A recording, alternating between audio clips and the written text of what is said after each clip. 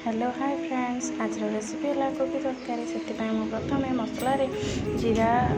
लंका डालचीनी तेजपत्र पियाज रसुण अदा सब बाटिदेली सेपटे काजू पोस्त आउ चारू मगजर पेस्ट नहीं गली एपटे कड़े बसाई तेल पकई गरम कर कोबी दे कोबी पूरा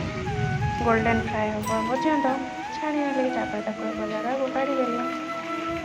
तापर आलू नहीं आलू को तेल पकई गोल्डन फ्राए होगा जाए छाड़देली से गोल्डन फ्राए होगा गोटे जगह को काढ़ीदेली एपटे आ गए कड़े नहीं से किसी तेल देली कलर पर मुझे किसी चीनी यूज कर चीनी टे लाल होगा से टमाटो दे लुण देदेली टमाटो टे सफ्ट होगापर तादेहरे जो आमर मसला बाटी थे पियाज रसुण अदा जीरा तेजपत्र डालचीनी भलसे दे से मसला को टे कषिदेली आमर गुंड मसला दिहला डालचीनी पाउडर हल्दी गुंडा लुण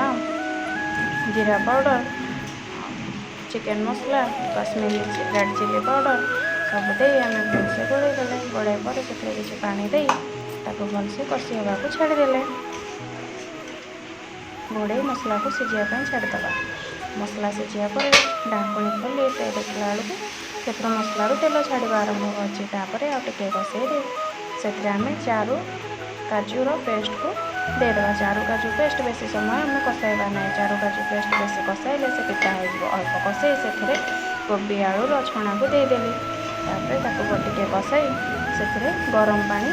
मुझे यूज कर चाहिए कंचा पानी भी देपारे भलसे फुटिया छाड़देवा जेहेतु मोर कोबी आलू मुझे छाणी से सीझी जाए टे फुटला से धनिया पत्र गरम मसला आड करी एवं मोर प्रस्तुत होगा कोबी तरकारी यहाँ आम भात रुटी परोटा पूरी सह सबुरे नहीं पार एवं गोटे जगह काढ़ी मो मोर कुनु पाइक दौर खाइबा एमती